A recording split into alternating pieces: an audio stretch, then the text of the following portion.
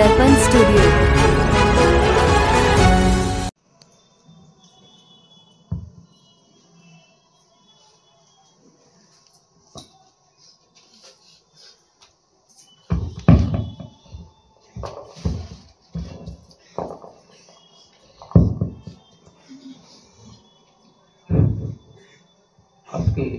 মাদক কণ্ঠবণিকার ভাষায় সৎসঙ্গের আয়োজন করেছিল।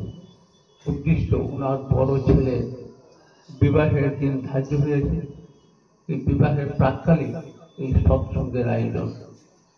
পরম পিতার আদর্জনের প্রার্থনা জানাই তার দাম্পত্য জীবন সৃষ্টি উচ্ছল হয়ে যেন উঠে। তৎসহ তার পারিবারিক পারিপার্শ্বিক সকলের মঙ্গল কামনাই এই সৎসঙ্গের আয়োজন। পরম পিতার আদর্জনে তার দেওয়া সৎনাম কিছু সময় মনন করি। বন্দী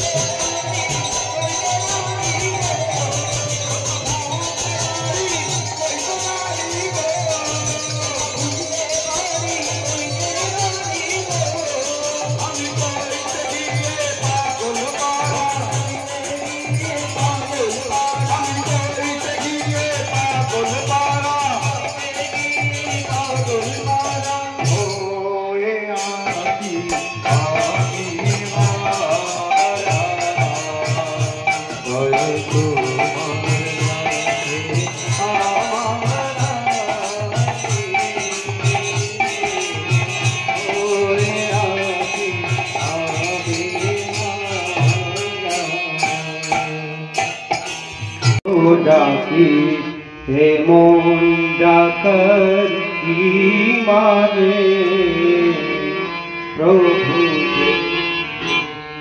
तवकी ओरे मोहन डाकर मारे प्रभु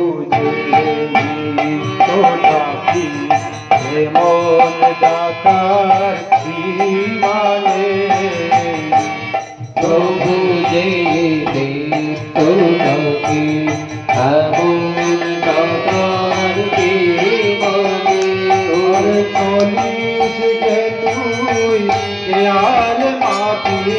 চলিত গৌতমী হেয়াল মামে বিচার যায় গানে চলিত গৌতমী হেয়াল মামে ভোদাত বিচার যায় গানে প্রভু সোনাকি মন ডাকার জীবনে প্রভু সোনাকি মন ডাকার জীবনে চলে প্রভুর মনের মতো ও ডাক যে তোর সফল হতো চলে প্রভুর মনের মতো ও ডাক যে তোর সফল হতো চলে প্রভুর মনের মতো ও ডাক যে তোর সফল হতো চলে প্রভুর মনের মতো ও ডাক যে তোর সফল হতো চলা বোলা ভাবার মাঝে চলা বোলা ভাবার মাঝে চলা বোলা ভাবার মাঝে চলা বোলা ভাবার মাঝে মোর বসে বাতার প্রাণ পরে চলা বোলা ভাবার মাঝে और সেবাদার প্রাণ পরে প্রভু সোনাকি মন ডাকার জীবনে প্রভু সোনাকি মন ডাকার জীবনে নইলে কিছুই হবে না নইলে কিছুই হবে না নইলে কিছুই হবে না হাজার ডাকি প্রভুর প্রাণে সেটা সহায় যাবে না হাজার ডাকি প্রভুর প্রাণে সেটা সহায় যাবে না হাজার ডাকি প্রভুর প্রাণে সেটা সহায় যাবে না হাজার ডাকি প্রভুর প্রাণে সেটা সহায় যাবে না জীবন তোদের বিফল হবে প্রাপ্তি কিছুই হবে না জীবন তোদের বিফল হবে প্রাপ্তি কিছুই হবে না জীবন তোদের বিফল হবে প্রাপ্তি কিছুই হবে না জীবন তোদের বিফল হবে প্রাপ্তি কিছুই হবে না প্রাপ্তি কিছুই হবে না প্রাপ্তি কিছুই হবে না প্রাপ্তি কিছুই হবে না প্রাপ্তি বাজাদারি কর্মীগণ, শ্রদ্ধেয় দাদা মায়েরা, ছোট ছোট ভাই বোন সবাইকে আমার প্রাণ ভরা ও জয়গুরু জানাই। আজ আমাদের ইষ্ট ব্রাদা মাধব কংসবণিকদা এই সৎসঙ্গের আয়োজন করেছেন। ওনার পুত্রের বিবাহ উপলক্ষে এই সৎসঙ্গের আয়োজন। তাই ওনাদের ব্যক্তিগত জীবন, পারিবারিক, পারিপার্শ্বিক তথা বিশ্ব শান্তি কামনা করে এবং আজকে ওনার ছেলের যাতে বিবাহ সুন্দরভাবে হয় তার উদ্দেশ্যে আমরা সবাই সমবেতভাবে প্রার্থনা জানিয়েছি। ঠাকুরের বিনতি প্রার্থনা হলো, সদ্গ্রন্থাদি পাঠ হলো, কীর্তনের মাধ্যমে ঠাকুরের গুণগান করা। পরম দয়াল শ্রী শ্রী ঠাকুরকে আমরা গুরুরূপে গ্রহণ করেছি এবং যেদিন থেকে গুরুরূপে গ্রহণ করেছি সেই দিন থেকে আমাদের জীবনের যা কিছু তার শ্রীচরণে আমি আমরা ওই দিন থেকে সারেন্ডার করেছি, আত্মসমর্পণ করেছি। প্রভু, আজ থেকে আমার ব্যক্তিগত কোনো সে নেই, তোমার ইচ্ছেই আমি চলবো। সমস্ত শুভ কাজের পূর্বাগে যেন তাকে রেখে আমরা যদি করি, কারণ তিনি পরম মঙ্গলময়, তাকে ধরে কাজ পুরোভাবে রাখে, সব কাজ করলে কাজ সুন্দর হয়। আজ সাবজেক্টটা হলো বিবাহ, বিবাহ বাসর উপলক্ষে, বিবাহ উদ্দেশ্যে সৎসঙ্গ। বর্তমান পৃথিবীর মধ্যে বিবাহের যে অবস্থা, ছেলে মেয়ে মিললেই বিবাহ হয়ে যায়। কারণ ভাগবতের 12 চ্যাপ্টারে বলা আছে যে কলির শেষে প্রলয়ঙ্কর ধ্বংসলীলা হবে, মানুষ পাখির মতো আকাশে উড়িবে, নদীর স্রোত কিনারা দিয়ে বইবে, সন্ন্যাসীর পোশাকধারী লোক বন্ড হবে, বৃত্ত বুড়া হইলে তাড়াইয়া দিবে, গাভীর দুগ্ধ না দিলে বিক্রি করে দিবে, পরস্পরে মিল হলে বিবাহে বাধা থাকবে না। তখন বঙ্গদেশে বিশ্বগুরুর আবির্ভাব হয়ে তারপরে তিনি মগধে। Thakur Anukulchandra was born in Bengal and migrated to Bihar. ঠাকুর এসে বললেন জীব তোর ভাবনা কি, গহত্যা, স্ত্রী হত্যা, ব্রহ্ম হত্যা ইত্যাদি অনেক কথা বললেন। তোর সত্তা মনন করো, সৎসঙ্গের আশ্রয় গ্রহণ করো, আমি নিশ্চয় করে বলছি তুমি তোমার উন্নয়নের জন্য ভাবতে হবে না। ঠাকুর অনেক বাণী দিলেন। ঠাকুর সবচেয়ে বড় যে একটা বাণী দিলেন, ঠাকুর বলে মরণা মেরণা পারত মৃত্যুকে অবলুপ্ত করে। ঠাকুর এর মধ্যে অনেক কিছু, তার মধ্যে বিবাহ সংস্কার একটা ঠাকুরের প্রধান ফ্যাক্টর। বলছেন উন্নয়ন আর সুপ্রজনন এই তো বিয়ের মূল, যেমন তেমন করে বিয়ে করিস না কবুল, সাবধান বিবাহকে খেলনা ভাবিও না, যাতে জীবন ও জনন জড়িত। কারণ বিবাহকে স্পেশালি তিনি ক্লাসিফাইড করেছেন 3 ক্যাটাগরিতে। বলছেন সমান সমান বর্ণে বিবাহ দিলে সাম্য ধাঁচের এই বংশের তার ছেলের যে বংশধারা, মেয়ের সেই বংশধারা এই সন্তানের মধ্যে, সমান সমবর্ণে বিবাহ দিলে সাম্য ধাঁচের সন্তান হয়। মেয়ে নিম্নবর্ণের, ছেলে উচ্চ বর্ণের যদি বিবাহ হয় তাহলে অনুলোম বিবাহ বলে। তো প্রতিলোম, ছেলে মেয়ে যদি উচ্চ বর্ণের থাকে, ছেলে যদি নিম্ন, প্রতিলোম বিবাহ দিলেন। আবার বলছেন সবর্ণ বিবাহ সবসময় দরকার। কোন কারণে অসবর্ণ বিবাহ যদি হয়, প্রথম বলছেন বিবাহের উদ্দেশ্যটা কি? বিবাহের উদ্দেশ্য পুত্র লাভার্থে কি হতে বাঞ্ছা। পুত্র লাভার্থে পুত্র কেন দরকার? আমাদের মানে শর্টকাট তো টাচ করছে আর কি। পুত্র আজকে যে আমরা একজন মারা যায় বা কিছু হয়, তখন এই 11 দিন, কারো 12 দিন, কারো 15 দিন, যারা উপনয়ন সংস্কার ঠিক মতো নিয়ম মতো লয়, তারা 11 দিন, 12 দিন, 15 দিন, 1 মাস, এই সিস্টেম। এই সময় তার সন্তান অহর্নিশি ঈশ্বরের কাছে প্রার্থনা করে, হে প্রভু, আমার মা বাবার যদি কোনো অসম্পূর্ণ ইষ্ট কাজ বাকি থাকে, আমি সমস্ত কিছু করে ফিল আপ করে পূর্ণ করে যাবো, ঠাকুর তুমি দয়া করে আমার মা বাবাকে, এই উদ্দেশ্য।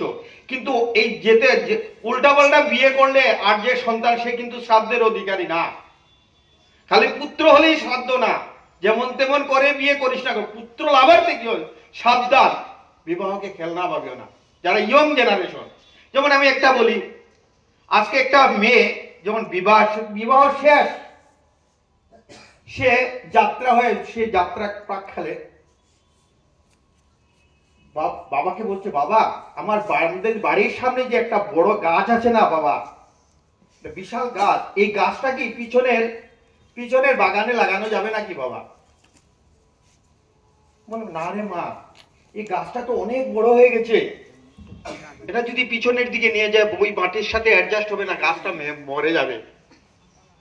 তখন মেয়েটা বললো, বাবা একটা 3-4 বছরের গাছ, এই গাছটাও যদি এখান থেকে সরে অন্য জায়গায় নির্ভরে মরে যায়, মাটির সাথে অ্যাডজাস্ট হয় না।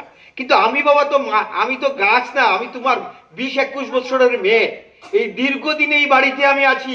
দেখুন আজকে যে আমি নতুন একটা জায়গা যাই, ওই বাড়িতে, ওই জায়গায় আমি কিভাবে অ্যাডজাস্ট করব? মেয়েদের জীবনটা সাংঘাতিক পিকুলিয়ার।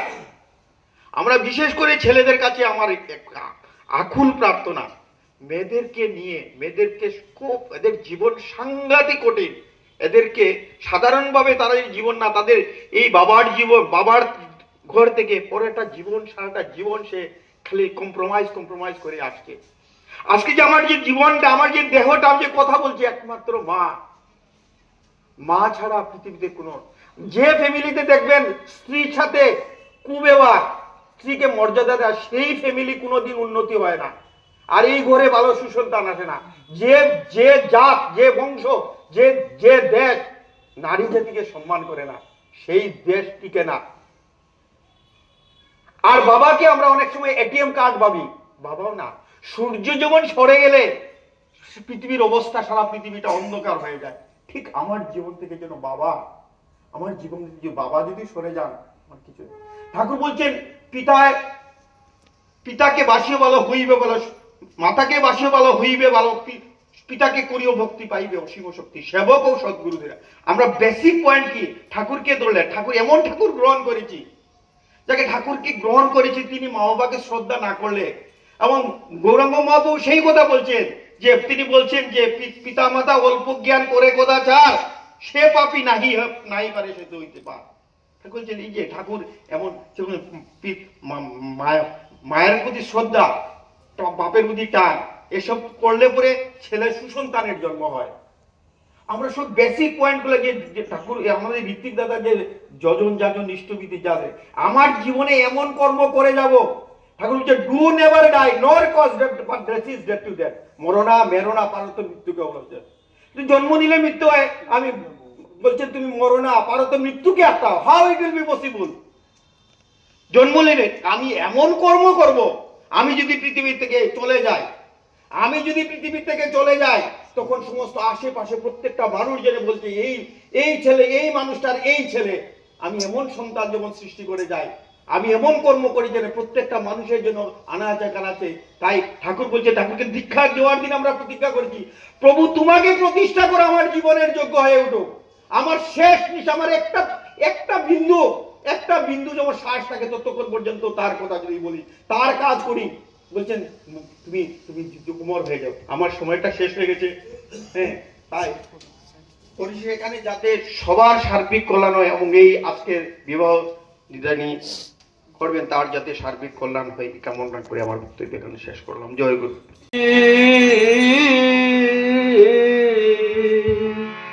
মোদের পরম সাধনা দয়াল তোমার সেবায় হয়ে গো যদি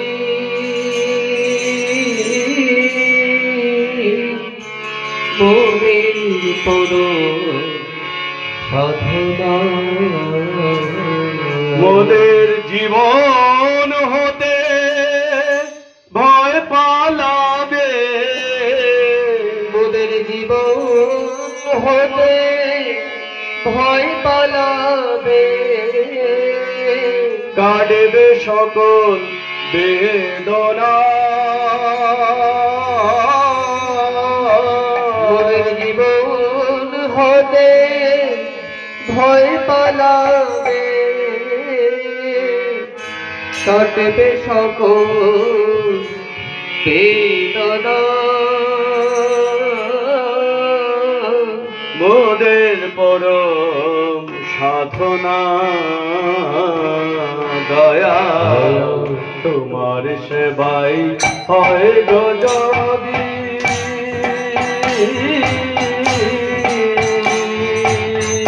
মোদের পরম সাধনা তোমার সেবায় হয়ে যদি মোদের পরম সাধনা। আরে তুমি সারা কে আর কবে, আরে তুমি সারা কে আর কবে,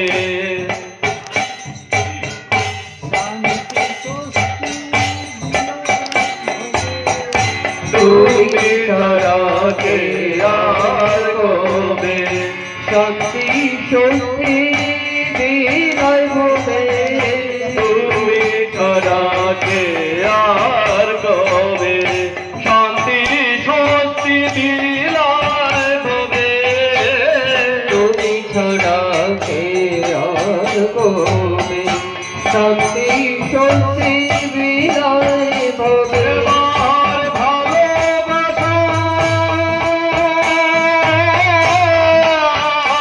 এবার ভালোবাসার পূর্ণ হবে, ভালোবাসা পূর্ণ হবে, ভালোবাসা পূর্ণ হবে, ভালোবাসা পূর্ণ হবে, জাগবে প্রাণের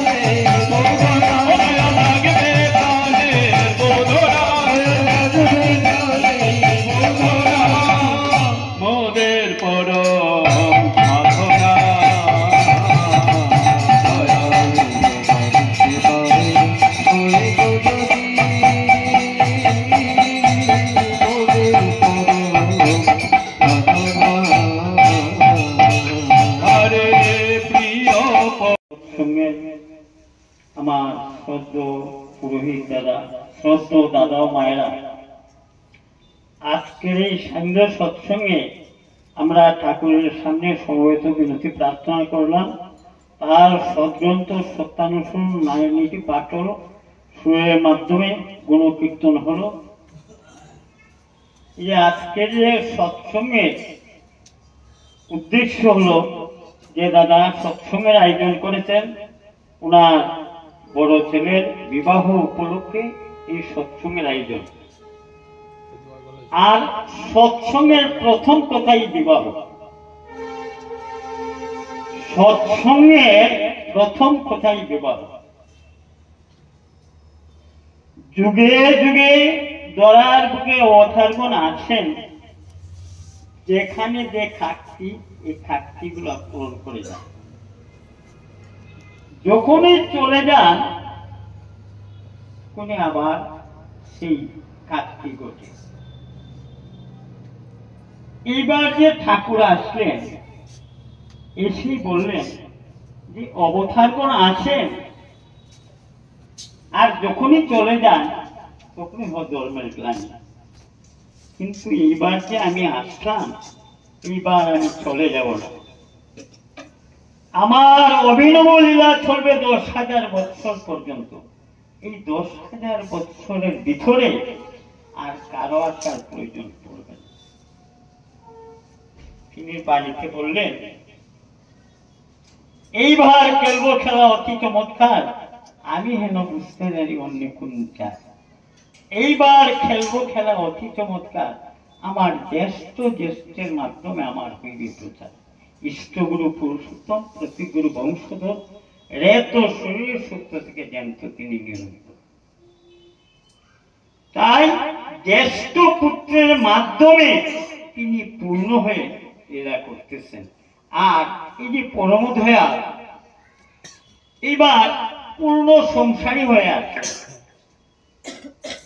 পূর্ণ সংসারী হয়ে আসেন, সঙ্গে আনলেন বর্মাকে। এনে বললেন, আমি যদি নারী দেহ নিয়ে জন্ম নিতাম তাহলে যে রূপটা হতো সেটাই হলো বর্মা। আর শ্রী শ্রী বর্দা, এই বর্দাকে বললেন যে থাকার একৃত অকৃত, আমি যেই বড় কোকা সেই।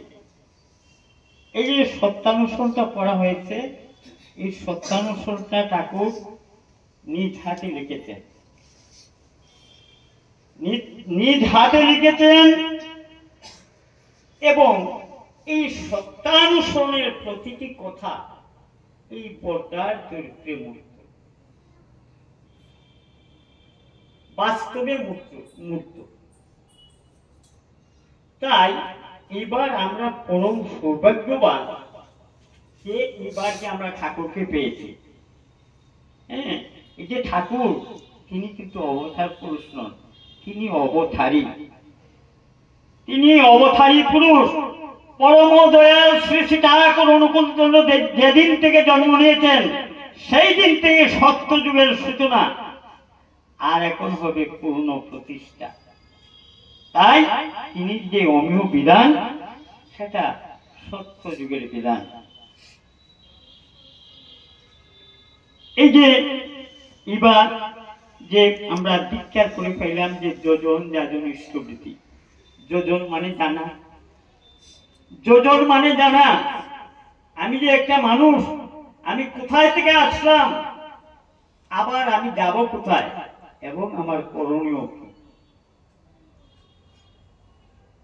আমি যে একটা মানুষ, আমি কোথা থেকে আসলাম এবং যাব কোথায় এবং আমার করণীয় কি, এটাই কিন্তু যোজন। সাধক বললেন যে 84 লক্ষ যিনি করিয়ে ভ্রমণ, হেমন পেয়েছ তুমি দুর্লভ মানব জনম। আর দুর্লভ মানব জনমে যদি সদ্গুরু লাভ না হয়, জন্মবৃত্তে এই জন্মের কোন মূল্য নেই। যাজন এই যে বাস্তবে যে আমার করণীয় তা করা, তিনি যে বলেছেন। আর এই ইষ্টপ্রীতি আমরা সবাই কিন্তু পৃথিবীতে হাত জোর করে আসছি। এই পৃথিবীতে আসছি, আমরা হাত জোর করে আসছি, এটা মায়েরা খুব ভালো করে জানেন। আমরা যখন মাতৃ গর্ভে ছিলাম, ঈশ্বর কিন্তু আমাদেরকে প্রশ্ন করেছেন, হে জীব তুমি কোথায় যাবে? তখন বলছি এবং যে কি করবে, যে প্রভু সর্বাগ্রে তোমার নাম নেব, আমি যা কিছু গ্রহণ করব সর্বাগ্রে তোমাকে নিবেদন করব। এটা হলো ইষ্টবৃত্তি। এই ইষ্টবৃত্তি একমাত্র পরম দয়াল শ্রী ঠাকুরই গ্রহণ করতে পারেন, আর কারো কোনো শক্তি নেই ইষ্টবৃত্তি গ্রহণ করা। ইষ্টবৃত্তি গ্রহণ করা একমাত্র অধিকার এই পরম প্রেমময় শ্রী শ্রী ঠাকুর তিনি গ্রহণ করতে পারেন, আরো কেউ পারে না।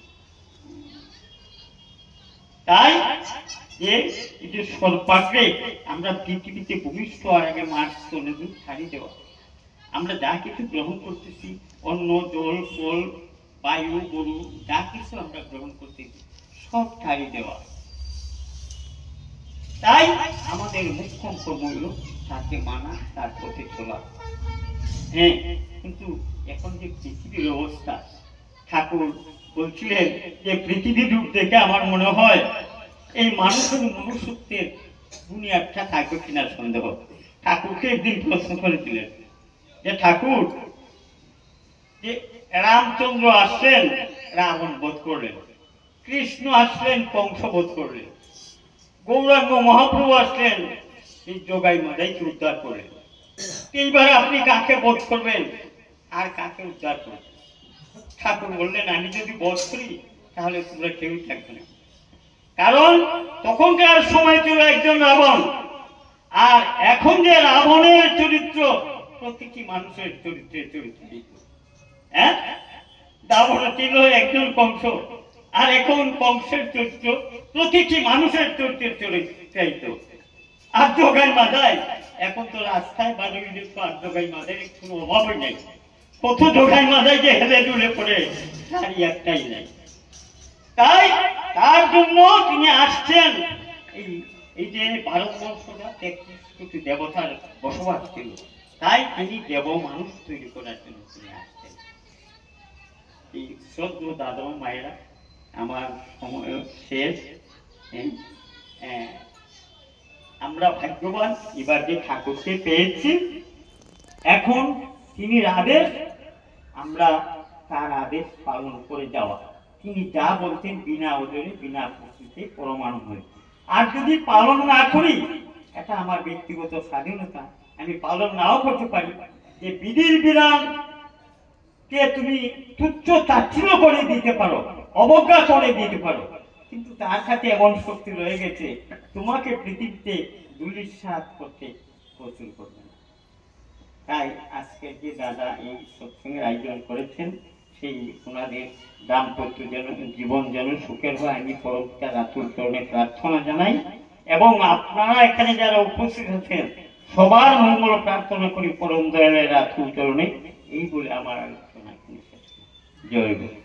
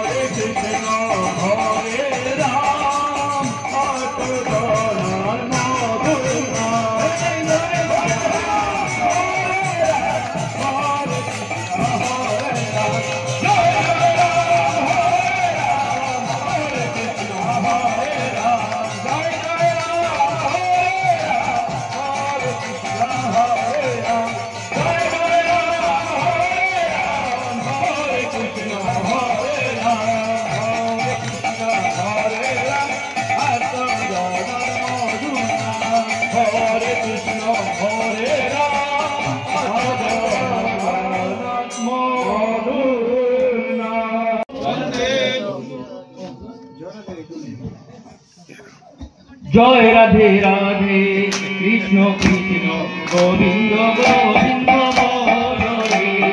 जय राधे राधे कृष्ण कृष्ण गोविंद गोविंद बोलो रे जय राधे राधे कृष्ण कृष्ण गोविंद गोविंद बोलो रे जय राधे राधे कृष्ण कृष्ण गोविंद गोविंद बोलो रे राधे